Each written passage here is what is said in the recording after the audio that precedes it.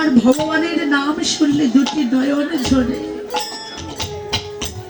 সেই তো একমাত্র আমার ভগবানের ভক্ত গো। বললেন ভগবান ভক্ত ভগবানকে কি দিয়ে ভালোবাসে গো,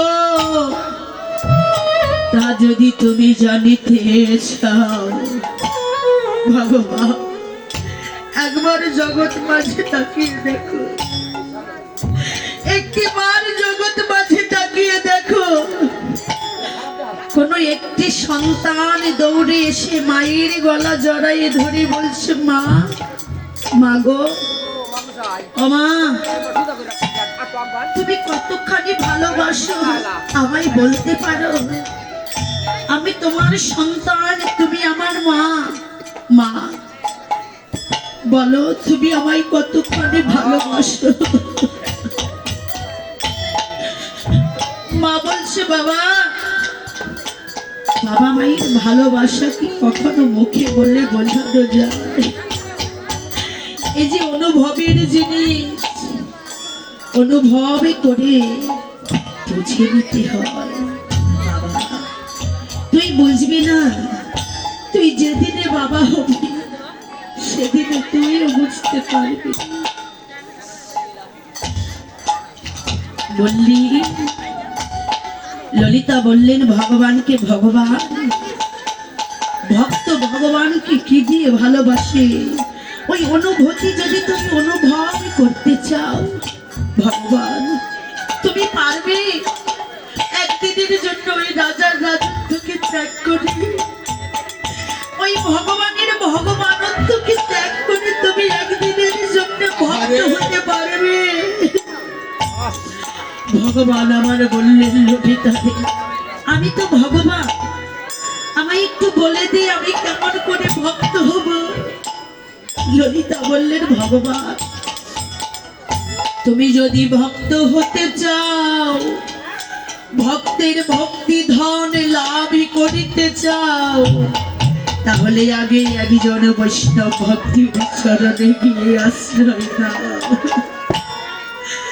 আমার ভগবান সারা বৃন্দাবন ধামে খুঁজে খুঁজে বৈষ্ণব ভক্ত পেলেন কাকে?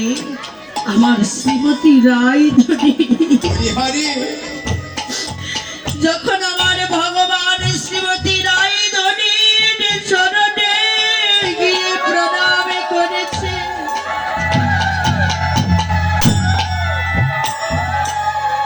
আমার গোবিন্দ কিছু পরিবর্তন দেখতে পেল।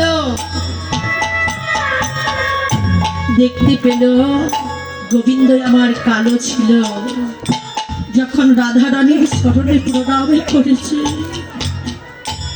গোবিন্দ আমার পরিষ্কার হয়ে গেল।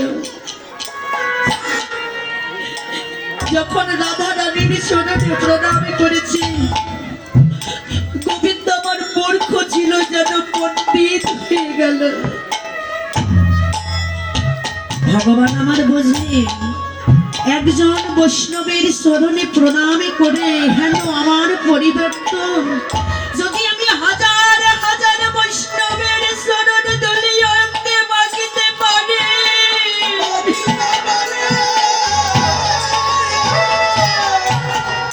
আমার না জানি কত পরিবর্তন হবে। তাই ভগবান আমার ওই বৃন্দাবনে তো হাজার ভক্ত ছিল না। হাজার ভক্ত কোথায়? এই যে নদিয়ার মাঝে। তাই কলিযুগে ভগবান আমার কলিযুগের মাঝে গৌর হয়ে রায়ধনীর কাছ থেকে প্রেম ভক্তি ধন লয়ে গৌর আমার নদিয়ার মাঝে এসে নদিয়ার অলি গলি ঘুরে বেড়ায়।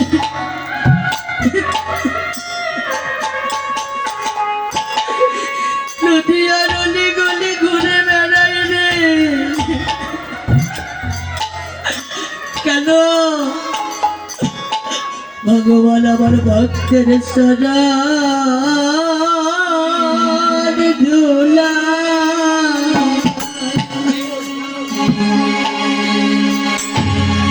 চরণ ধুলায়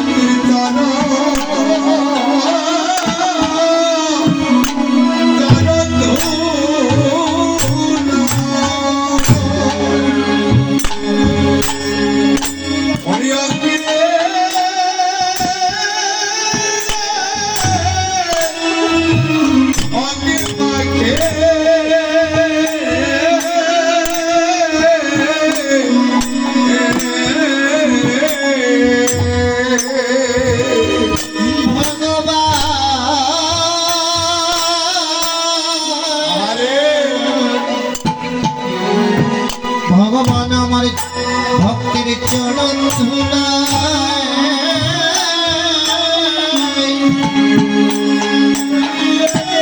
অঙ্গে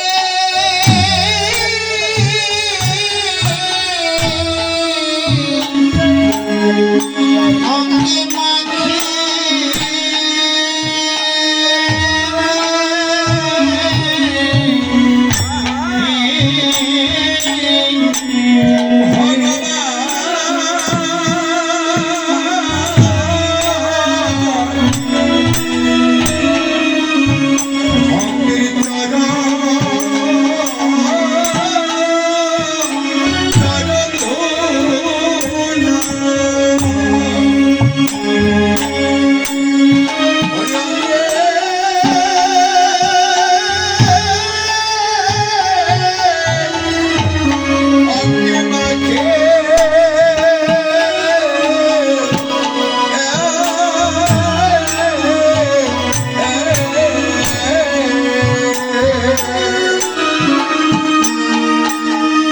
ভক্তির প্রেম ভক্তি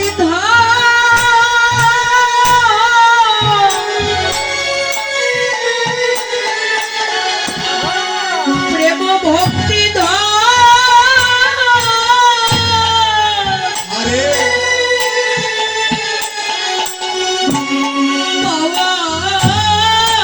পাওয়ার লাগি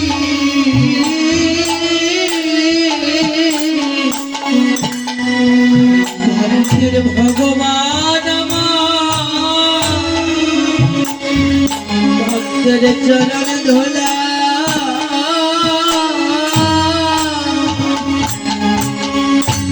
চরণ ধোলায় অঙ্গে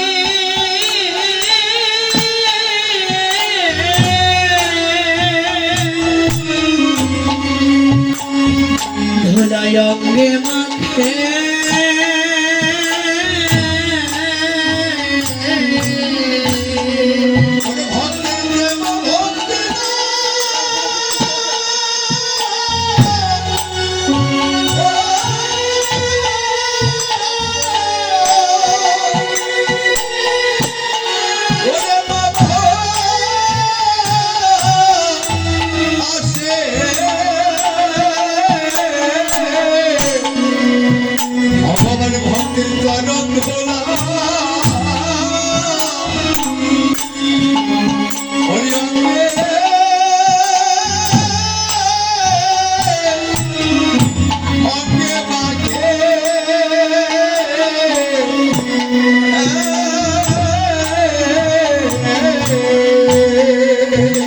ভগবান আমার কেঁদে কেঁদে বলে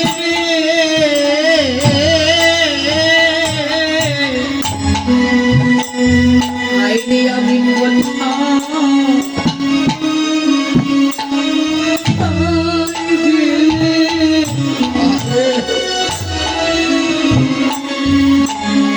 বাবু আমার মধুর ভক্ত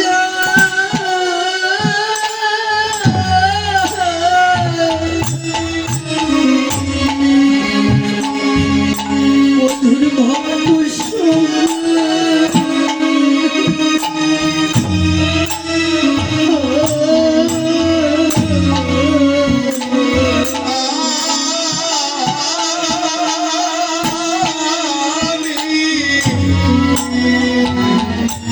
আমি কোথায় নিয়ে পাবো এমন মধুর ভক্ত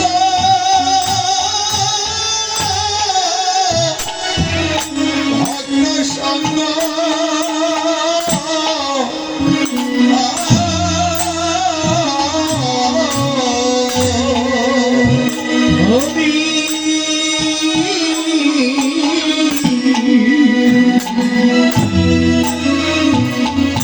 কোথায় গিয়ে পাবো আরে মনে মধুরী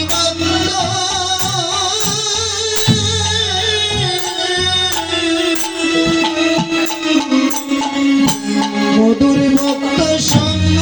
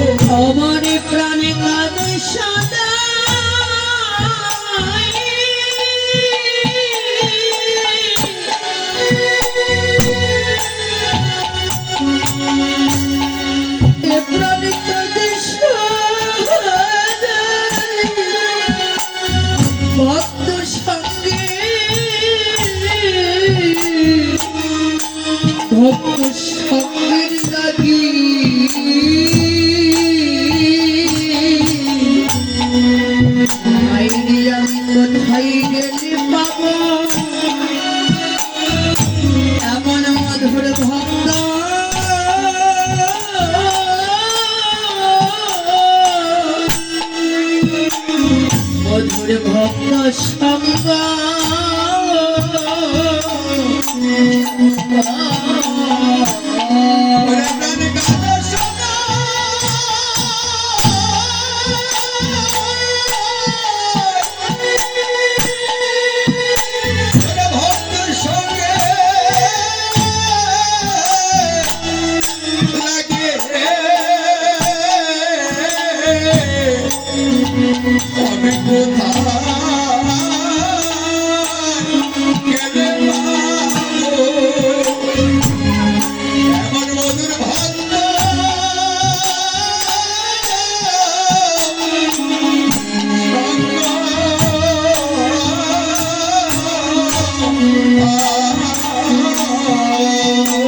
গৌরবর জন দেখে দেখে বলে,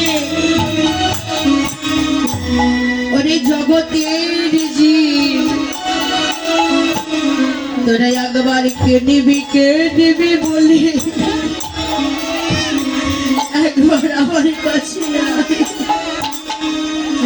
ওরে জগতের জীব, এই মধু মাখা নামে তোরা কে নিবি বল।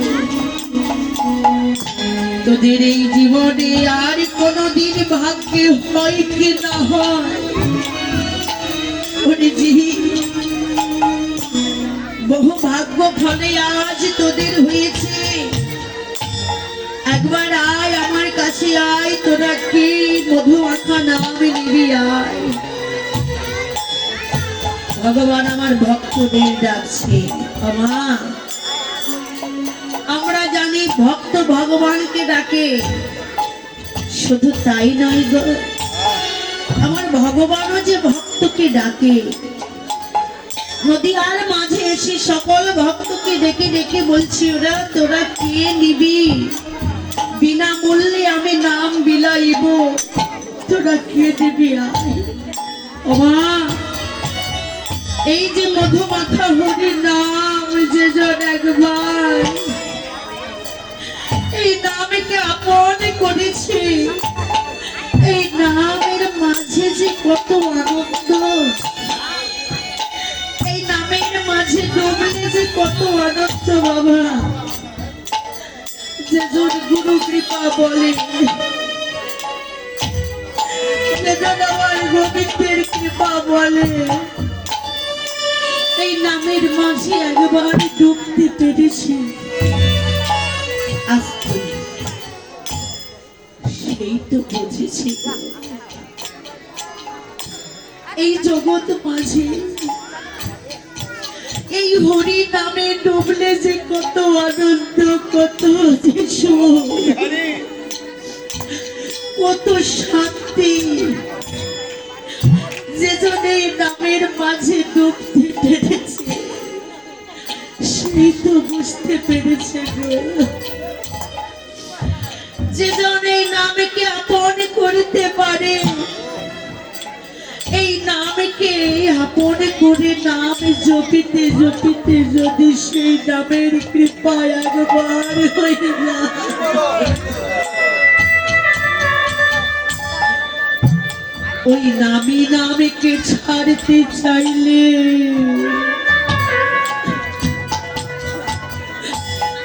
যেন এই নাম আর তাকে ছাড়তে চায় না।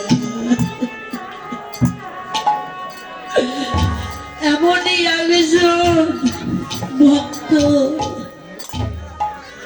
এই হরি নামকে আপন করে দিয়েছিল।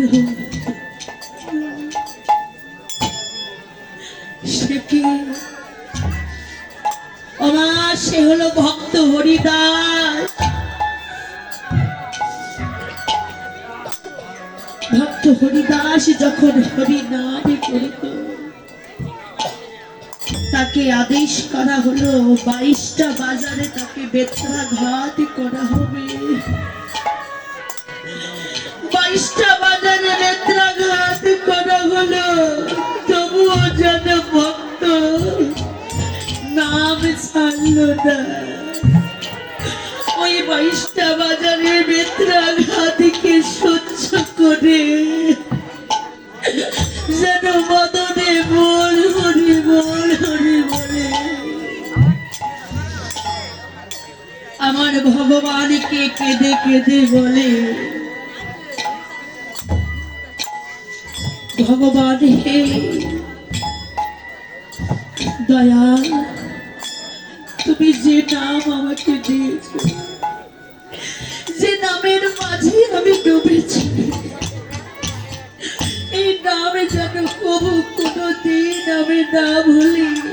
প্রভু গো, শুধু বেত্রাঘাত কেন, এই জগতের যত দুঃখ আছে, যত জ্বালা আছে, যত যন্ত্রণায় আছে,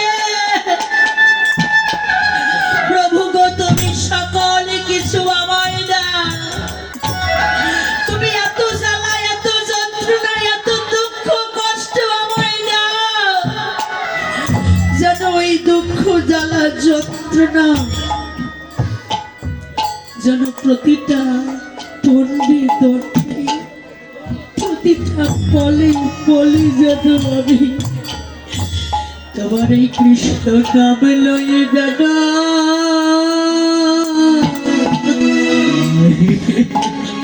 আমি কাঁদিতে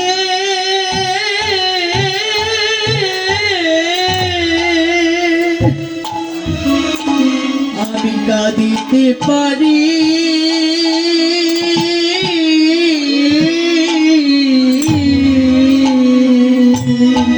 আমি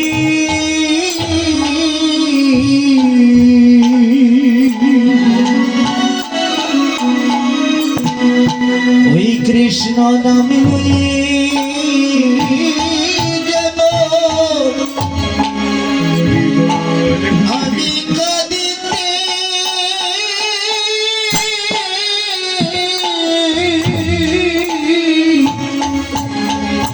আমি কাঁদতে পারি।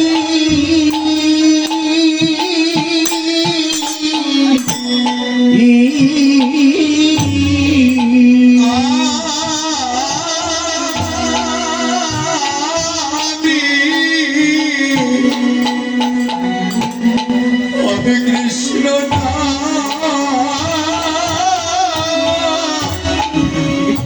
লয়ে যানো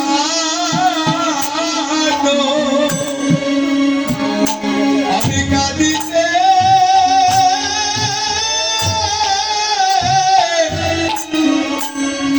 কাঁদিতে পারে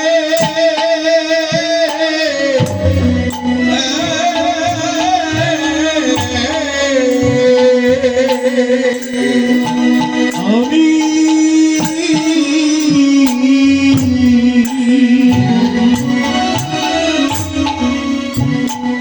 আমি ওই কৃষ্ণ নাম যেন লয়ে কাঁদিতে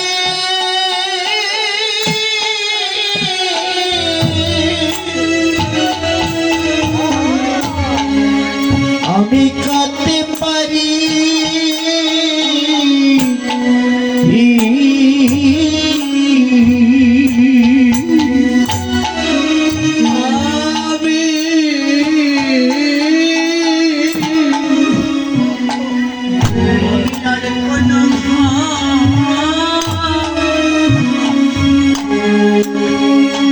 আর কোনো ধন চাই না,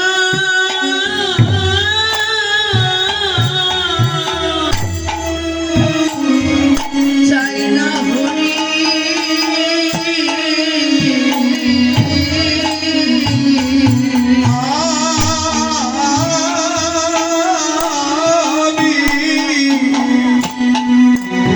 আমি আর কোন ধন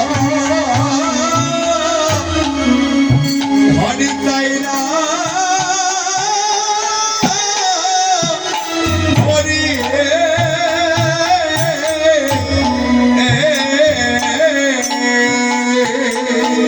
আমি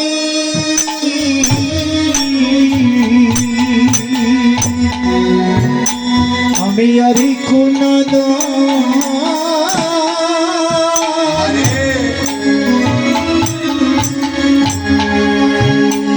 আমি চাই না,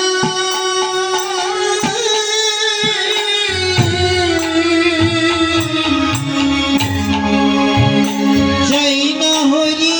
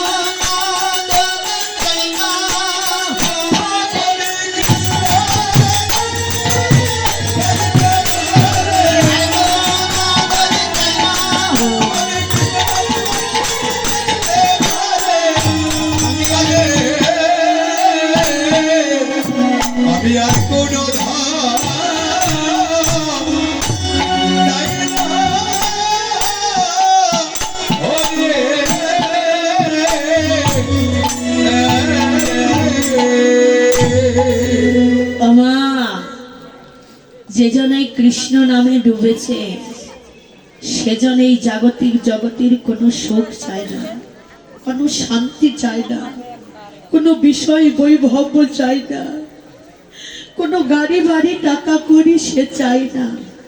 সে চায় ভগবান তুমি দুঃখ দাও, জ্বালা দাও, যন্ত্রণা দাও, যেন তোমার নাম লই আমি কাঁদতে পারি। বাবা, এমনই একজন ভক্ত ছিল যার এই নামের কৃপা হয়েছিল। সে কে? সে হচ্ছে ওই 5 বছর বয়সীর শিশু ভক্ত প্রহ্লাদ। সে এমনই একজন ভক্ত ছিল, হরি নাম করতে করতে তার নামের কৃপা হয়ে গেছে। আর নামের কৃপা যখন হয়ে যায়, ওই নামে যদি নামকে ছাড়তেও চায়, ওই নাম কবু ওই নামকে ছেড়ে দেয় না। এমনই প্রত্যক্ষ প্রমাণ সেই আমার 5 বৎসরের বয়সের শিশু ভক্ত প্রহ্লাদ। বাবা, ভক্ত প্রহ্লাদের বাবার নাম কি? ভক্ত প্রহ্লাদের জন্ম কোথায়? একটা দৈত্য কুলে, অসুর কুলে। ভক্ত প্রহ্লাদের বাবার নাম হিরণ্যকশিপু, মায়ের নাম হচ্ছে কয়াধু। বাবা, ভক্ত প্রহ্লাদ আজকে একটা অসুরের ঘরে জন্ম নিল। বাবা, এখানে প্রশ্ন হতে পারে না যে একটা অসুরের ঔরসে এত বড় একটা ভক্তির জন্ম নিল কি করে? বাবা, এখানে কথা আছে। বাবা তো অসুর, কিন্তু তার মা তো ভক্তি পরায়ণী। মা, বাবা অসুর হলে কি হবে? মা তো ভক্তিমতী, সদা সর্বক্ষণ আমার ভগবানকে পূজা করে, ভগবানকে ডাকে।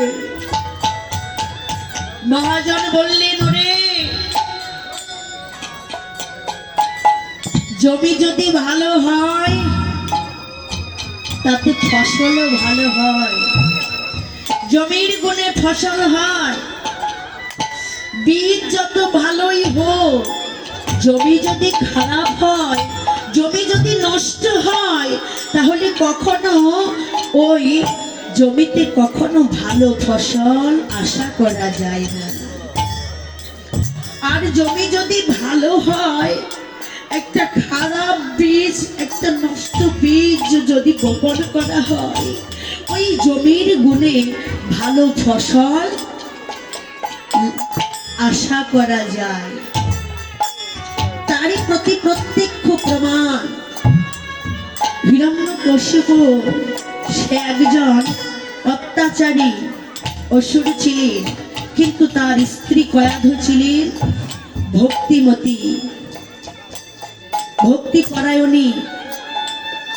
একদিন হিরণ্যকশিপু সাধনা থেকে ফিরে এসে তার 5 বছরের বয়সের শিশু সেই প্রহ্লাদকে কোলে নিয়ে আদর করছে। মাগো, অনেকদিন পর এসেছে, সন্তানকে কোলে নিয়ে আদর করছে, আর ডেকে ডেকে বলছে, প্রহ্লাদ বাবা, তুমি দুপুর বেলা কি সেবা করেছো বলো তো? সেদিন আমার প্রহ্লাদ বলছে, বাবা আমি আজ কি সেবা করেছি জানো? যে সেবা, যা সেবা করলে এই জগৎ জীবের আর কোনো ক্ষুধা তৃষ্ণা থাকে না, যা সেবা করলে জগৎ জীবের জ্বালা দূরে যায়, যা সেবা করলে মনের দুঃখ দূর হয়। বাবা, আমি আজ সেবা করেছি হরি নামামৃত রস সুধা। যা সেবা করে আমার অন্তরের সমস্ত দুঃখ দূর হয়ে গেছে, আমার ভব ক্ষুধা দূরে চলে গেছে। এবার হিরণ্যকশিপু বলছে, এই প্রহ্লাদ, এ তুমি কি বলছো? তুমি হরি বলছো? প্রহ্লাদ, তুমি জানো না হরি আমাদের চির শত্রু? ওই হরি তোমার কাকাকে মেরেছে, আমার ভাই হিরণ্যক্ষকে মেরেছে। আজ তুমি সেই শত্রুর নাম বদলে দিচ্ছ। শোনো প্রহ্লাদ, তুমি ছোট বলে তোমাকে আমি ক্ষমা করে দিলাম, আর একবার ওই হরি নামে তুমি উচ্চারণ করবে না। ওই হরি নামে তোমাকে বাদ দিতে হবে, হরি নামে তোমার করা যাবে না। প্রহ্লাদ কেঁদে কেঁদে বলছে, বাবা, হরি নাম তো আমি ছাড়তে চাই, কিন্তু ওই নাম তো আমায় ছেড়ে দেয় না। বাবা, আমি তো ওই নামকে ছাড়তে চাই, কিন্তু ওই নাম এসে আমায় ছাড়ে না। হিরণ্যকশিপু বলছে, প্রহ্লাদ, তোমার এই হরি নামে কি করে বন্ধ করতে হয় তা আমার জানা আছে। শোনো, এই তোমরা কে কোথায় আছো? সবাই এসো।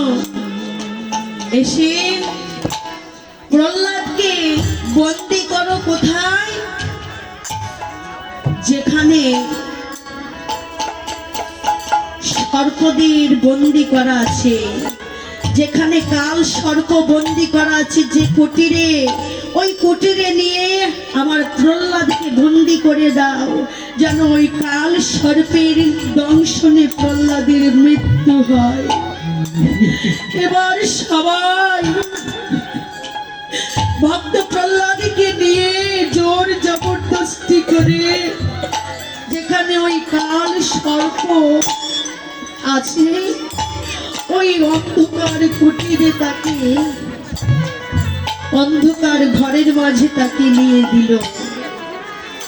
এবার আমা দেখুন ভক্তির কিরকম বিশ্বাস ভগবানের প্রতি। আর একটি কথা দেখো, সাধু সঙ্গের ফলে কি হয়? একটা সাধুর সঙ্গে যদি একটা চোর থাকে, সাধু সঙ্গ করতে করতে সেও কিন্তু সাধুতেই পরিণত হয়। বাবা, ওই সর্পের ঘরে যখন প্রহ্লাদকে ঢুকিয়ে দেওয়া হলো, প্রহ্লাদ যখন দুটি বাহু তুলে বদনে বল হরি বল হরি বলছে,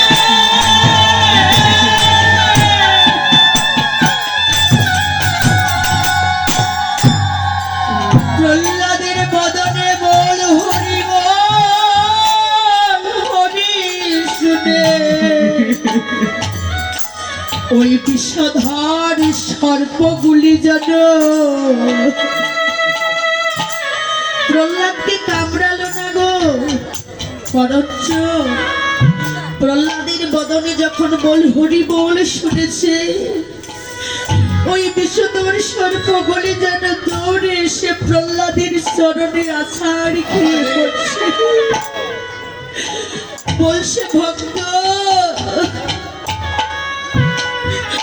আমরা সর্প জাতি, খল বংশে আমাদের জন্ম, আমরা জন্ম থেকে কোনোদিন হরি বল বলতে পারি নাই, হরি বল শুনতে পারি নাই। আজ তোমার মতো ভক্তের বদলে হরি বল শুনে আমাদের এই সর্প জাতির জন্ম যে ধন্য হয়ে গেল।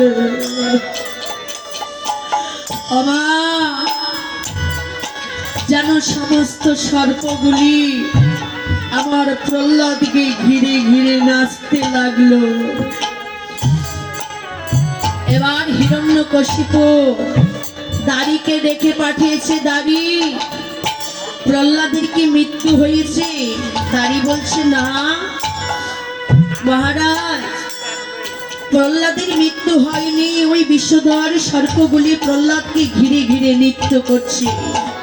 এবার মহারাজ বলছে, ওরে দাদি, বুঝতে পেরেছি এইভাবে প্রহ্লাদের মৃত্যু হবে না। তোমরা ওই বিষধর সর্পের খাঁচা থেকে প্রহ্লাদকে বের করে নিয়ে আসো। বের করে নিয়ে এসে এবার প্রহ্লাদকে কোথায় রাখবে জানো? তোমরা প্রহ্লাদকে বুকের মাঝে পাথর বেঁধে ওই সাগরে নিক্ষেপ করো।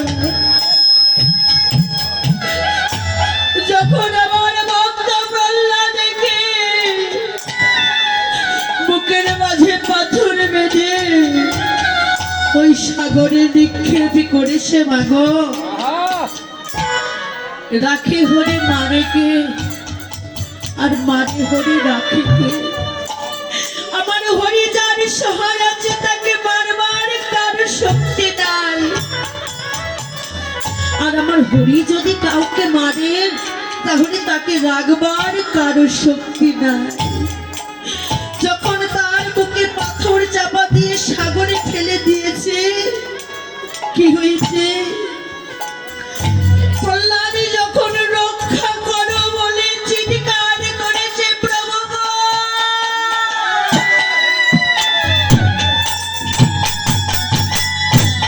প্রভু নারায়ণ তুমি আমায় রক্ষা করো। যখন রক্ষা করো বলে চিৎকার করেছে, জানো কে যেন তাকে ওই সাগর মাঝে কুলে করে নিল। বাবা, সেটা কেউ দেখতে পেল না। এবার বলছে এইভাবে প্রহ্লাদের মৃত্যু হবে না। প্রহ্লাদকে ওই কণ্টকের বাগান অর্থাৎ কাটার বাগানে ছুঁড়ে ফেলো। যখন প্রহ্লাদকে ওই কাটার বাগানে ছুঁড়ে ফেলেছে, আমার ভগবানের কৃপায় ওই কাটার বাগান ফুলের বাগান হয়ে গেছে। যখন আমার প্রহ্লাদকে যখন আগুনে নিক্ষেপ করা হলো, কে যেন আমার প্রহ্লাদকে বাঁচিয়ে দিল, কেউ তা দেখল না। কোনোভাবেই তার মৃত্যু হচ্ছে না। এবার হিরণ্যকশিপু বলছে, ওরে প্রহ্লাদকে নিয়ে এসো। প্রহ্লাদকে নিয়ে এসে তাকে একটি কাল কুটিরে, অন্ধকার কুটিরে তাকে বন্ধ করে রাখো। সে যদি হরিনাম না ছাড়ে, যতদিন সে হরিনাম না ছাড়বে ততদিন পর্যন্ত তাকে তোমরা কেউ খেতে দিবে না। যদি হরিনাম ছেড়ে দেয় তবেই তাকে খেতে দিবে, তাছাড়া তাকে খেতে দিবে না। এবার যখন আমার প্রহ্লাদকে ওই অন্ধকার কুটিরে বন্ধ করে দিল, একদিন, দুদিন, 3 দিন, 4 দিন হয়ে গেল, প্রহ্লাদ অনাহারে রয়েছে।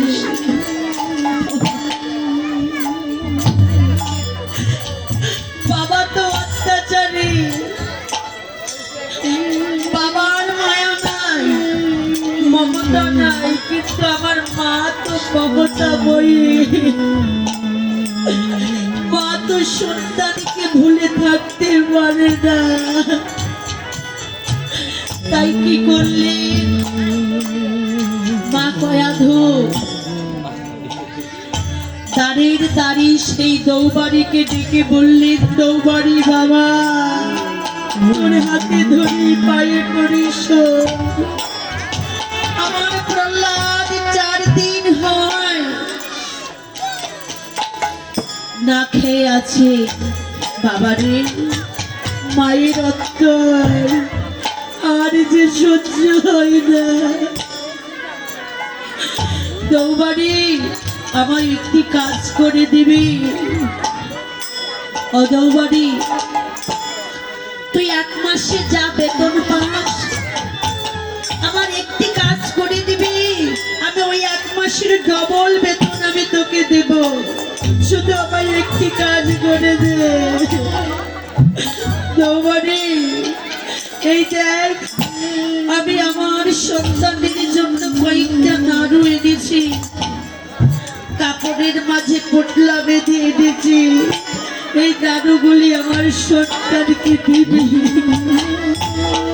দৌবারি মনে মনে ভাবছে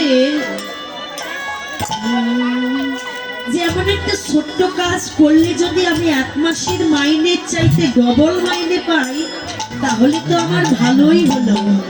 আচ্ছা রানীমা, আমি করে দেব, তবে এখন নয়, যখন গভীর রাত্রি হবে, সবাই যখন ঘুমিয়ে পড়বে, তখন তুমি এই নাড়ুগুলো পোটলা বেঁধে নিয়ে এসো, আমি প্রহ্লাদকে দিয়ে দেব। যখন গভীর রজনী হয়েছে, সবাই যখন ঘুমিয়ে পড়েছে, বাবা সবাই যখন ঘুমিয়ে পড়েছে, মা কয়াদু নাড়ুগুলোকে নিয়ে এসেছে, দৌবাড়িকে দিয়েছে। দৌবাড়ি, যা বাবা আমার সন্তানকে দিয়ে আয়, আমার সন্তান যে কয়েকদিন যাবত না খেয়ে আছে। এবারে দৌবাড়ি আস্তে আস্তে করে যার ভয়ে গুটি গুটি পায়ে যাচ্ছে, বাবা সেই হিরণ্যকশিপুর সামনে দাঁড়িয়ে আছে। দৌবাড়িকে দেখে ডেকে ডেকে বলছে, দৌবাড়ি, দৌবাড়ি তোমার হাতে কি, তুমি কি নিয়ে যাচ্ছ?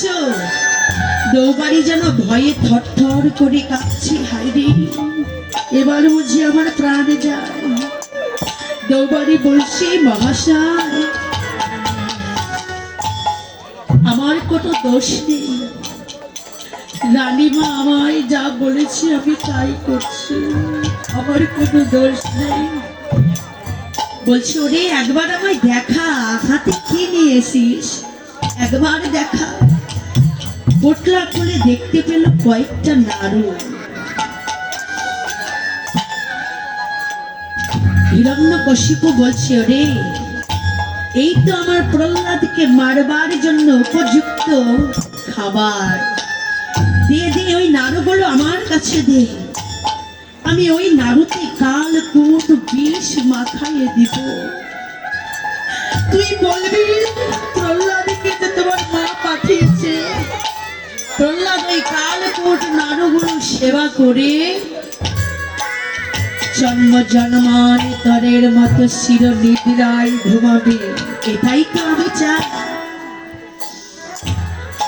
এবার ওই নাড়ুগুলোকে দিয়ে কি করেছে, কালকূট বিষ মাখাইয়ে দিয়েছে।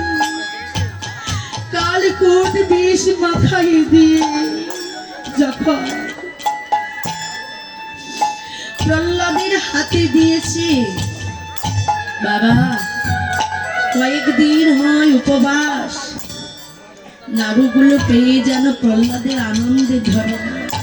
বলছে, দৌবাড়ি নাড়ুগুলো কে পাঠিয়েছি? আমার মা।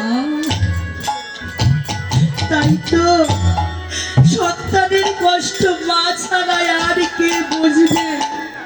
এই জগতে তো আর কেহ বোঝার মতো নাই। তাই মহানন্দে নাড়ুগুলো বের করে আমার ভগবানকে ডাকছে।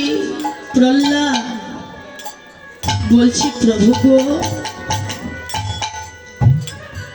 আমি যা সেবা করেছি তোমার প্রতি প্রত্যেক দিন আমি তোমার শরণে নিবেদন করে তারপর সেবা করেছি, কিন্তু প্রভু আজ 3 থেকে 4 দিন হয় আমি নিজেও কিছু সেবা করতে পারি নাই। প্রভু তোমাকেও কিছু সেবা করতে পারি নাই আমি। প্রভু একবার এসো, দেখো তোমার জন্য আমি নাড়ু এনেছি। প্রভু অদূর থেকে দৌবাড়ি লক্ষ্য করে বলছে, ওরে প্রহ্লাদ, মূর্খ প্রহ্লাদ, তুই তো জানিস না ওই নাড়ুর মাঝে বিষ মাখানো আছে। জানিস না, কিন্তু ভগবান তো জানে রে। ভগবান কি আর ওই বিষ মাখানো নাড়ু খেতে আসবে রে? কিন্তু বাবা, কোন ভক্ত যদি নয়নে জলে ভেসে ভেসে আমার ভগবান কি ডাকে, আমার ভগবান কি না এসে থাকতে পারে রে?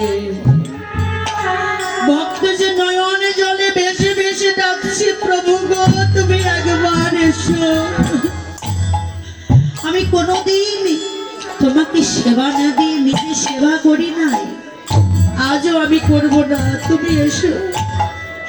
ভক্তির ডাকে যখন আমার ভগবান ছুটে এসেছে মা, ওই বিষ মাখানো নাড়ু ভক্ত একটি একটি করে আমার ভগবানের বদনে দিচ্ছে। ভগবান যেন সারানন্দে গ্রহণ করছে।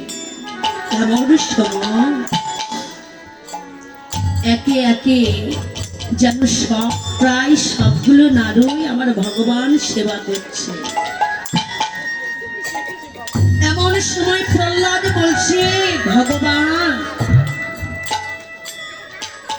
আজ 3 থেকে 4 দিন হয় আমি অনাহারি, তুমি একাই সেবা করছো, আমাকে দিবে না? আমি এত সেবা করব? ভগবান আবার বলছি, ওরে প্রহ্লাদ, আমি তোর কাল কোন বিষ মাখানো নাড়ুগুলো সেবা করলাম, কিন্তু ওরে দেখ, আমি তোর জন্য অমৃত মাখানো নাড়ু নিয়ে এসেছি। প্রহ্লাদ, আমি তোর জন্য অমৃত মাখানো নাড়ু নিয়ে এসেছি রে প্রহ্লাদ, তুই সেবা কর। এমনি ভাবে যেন ভক্ত ভগবানকে সেবা করায়, আমার ভগবান যেন ভক্তকে সেবা করায়। ওই লীলাকে দর্শন করলেন অদূর থেকে, সেই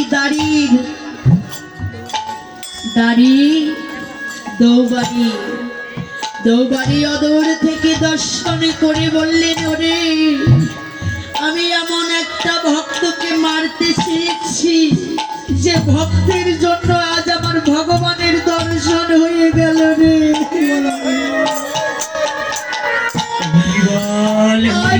আমার জনম ধন্য হয়ে গেল প্রহ্লাদ রে। আর কেন দূরে দাঁড়াইয়ে থাকিস ভক্ত রে? একবার আয় ভক্ত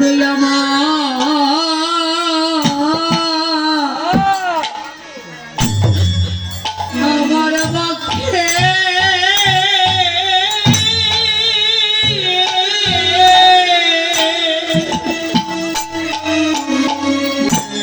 আমার পক্ষে আয় রে।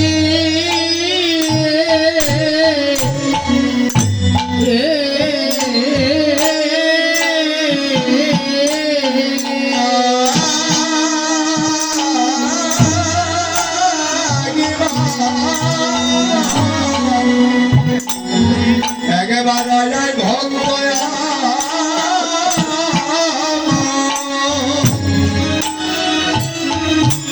আমার পক্ষে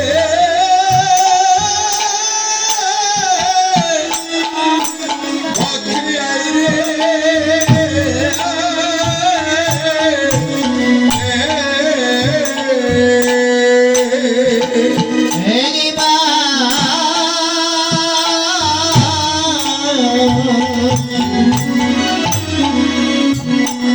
একবার আয় ভক্ত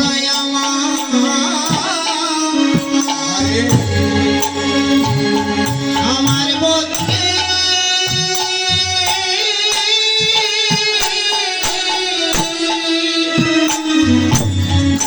আমার পক্ষে আয় রে।